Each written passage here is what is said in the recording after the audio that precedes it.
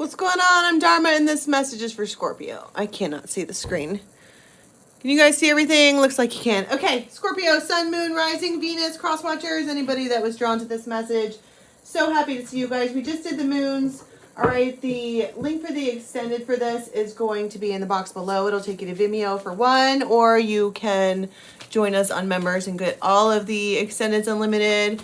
I'm doing an energy exchange right now, hour-long readings. You can get that at dharmajane.com, or if you want a quickie reading, get at me or any of the other ravens on betwixt.me. Okay, so all kinds of cards. The fairies are active. All right, so we're just going to go with that. The first card that came out is the Singer of Connection. All right, this is the fairies version of the Two of Cups, but also to me the Six of Cups, because this is a spiritual connection. This is old school. This is always been around. It is the fairies that work together to get two things to come together. But this is also a soulmate. This is somebody that you've definitely had past lives with. You probably, whenever you look into their eyes, you can remember them from other times. Okay? It is old. Then we have the Bright Mother here, and this one is busy. All right? She might walk around with her shirt off. Okay? They could have like orange color hair. Sometimes, but there's people all around. There's people everywhere. There's probably a spirit baby that wants to be born. They could have a tattoo of a flower on their ass. They could wear a lot of bracelets all the way up and down. But this particular Bright Mother, she's probably the mother of their children. Or the mother of the children that we're talking about in this. She's one half of this spiritual contract back here. And she's the Bright Mother. And then we have himself, okay. You could know somebody that has like no hair on their chest at all. They probably look just like that. They could have long hair. They are lit up spiritually. But somebody has a dream. Somebody has probably this Bright Mother, because they look like they're standing the same with their arm out. This could be a collective dream between the partnership here. It is a vision of the way things could be, should be, would be. And then you have the fairy godmother. It's like, if both of you are spiritual people in this relationship, you have ancestors that are listening. Probably, like, especially if you've been back and forth in and out with this person, because she looks mad or irritated or overwhelmed. And this one is coming forward. It's himself. They come forward and make themselves present, make themselves known. And we're trying to manifest a dream here. And it's almost like, because you guys both have reached some kind of spiritual milestone, it's time for some of these visions and dreams to start coming into fruition. And this could be talks. She probably thinks they're not paying attention to her. She's butthurt for whatever reason, but she's naked. And I always see that as being vulnerable. Marriage could be on the table, or you could be married, or you could be talking about it, or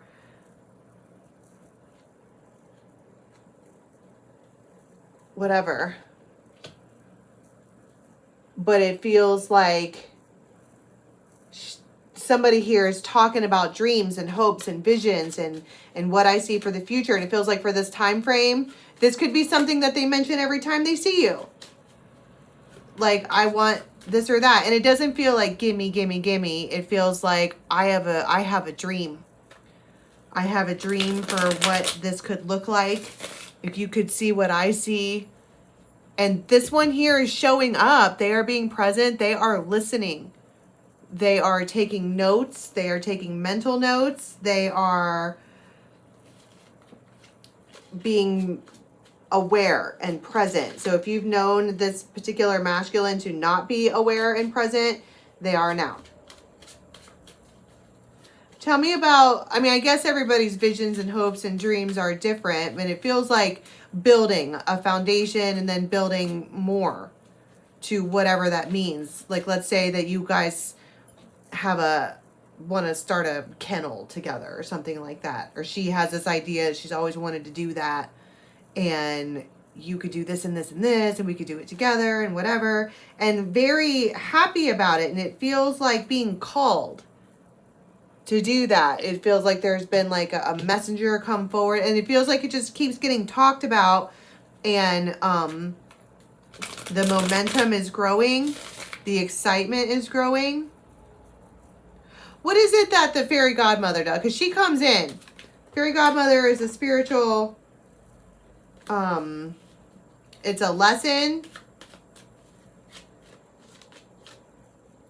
that comes in.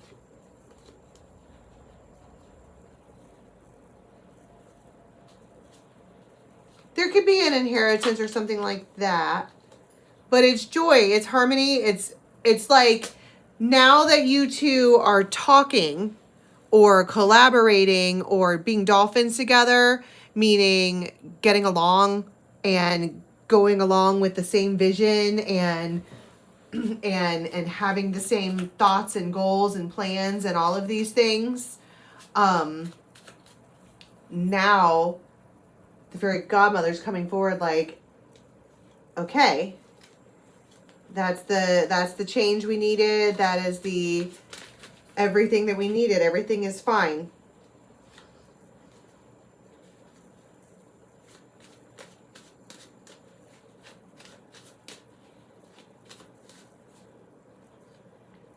It's fortitude. I feel like what this is really about is these are two people who, whether or not, it feels like before doesn't matter. It feels like what's happening right now is that these two people are vibing and coming up with ideas, and they are winning spiritually because they are on the same page. And you may have had an issue with that in past lives and all of these other things, or one person wanted to go this way and one person wanted to go that way, but you wanted to go together. And that's just a recipe for going in a circle, right? Have you ever tried to row a boat with one oar? So some kind of key thing comes in. My point is that I think that the fairy godmother being here means that a shift happens. Because, like, you know how anytime a fairy godmother will show up in a movie, right then and there she grants a wish, right? You get something that you want. And I feel like it's, I mean, you can call it a fairy godmother and be magical about it, or you can say that it's some kind of alignment to where when both people are finally on the same page, the wheels can start rolling. It's like it's like, what's that? It's not a potato sack race. It's the race where you tie one of your legs together and you have to learn how to run using 3 legs together. And it's like it finally works. You finally get on the same track. High Priestess. That's just like the fairy godmother. Sitting there just waiting at the finish line for whenever you guys are ready to get started. We can do some forward movement here. So how do they come in?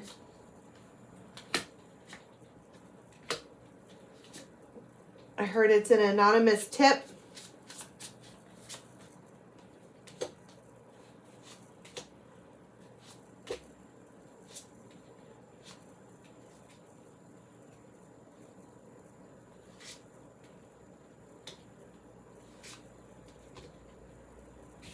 Pull too many cards. For the King of Pentacles. The masculine gets it first. There could be a little cabin or a place that has pillars that you might see. It feels like an opportunity.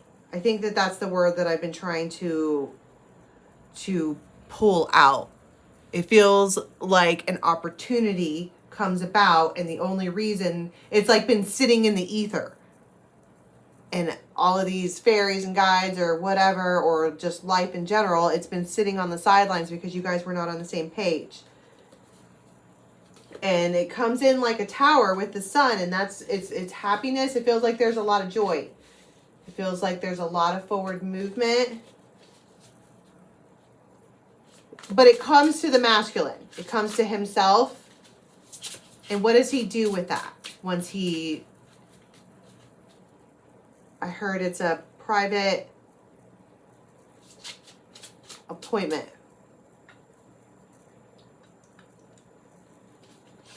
And he goes off. He's going to wait, 3 of Wands, to tell Page of Wands, the Empress. He's going to wait to tell her. He's going to go look first. And it feels, it's the Golden Journey card. It's like, holy shit. Just going to make, it feels like they're going to go and make sure everything is square before they bring it back.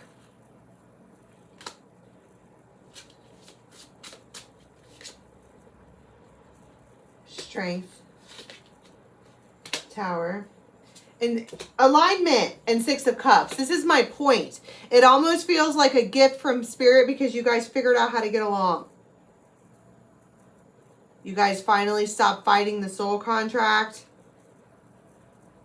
You just figure it out. And then an opportunity comes about, and this masculine here goes and secures it. I don't like the fact that they didn't bring her along. But she looks mad and disappointed and like the cold shoulder and probably doesn't believe them anyhow. It feels like they just needed to make sure everything was square first before they said anything. And 10 of Pentacles and Ace of Swords. It feels like a great accomplishment for this one himself. It's almost like he listened to this one talk for years and years and years and years and years about the future. To so long, maybe even over 16 years or months, but talk about the future for so long to where now she's mad about it. I don't want to talk about the fucking future. Get it out of my face. I don't want to talk about it. And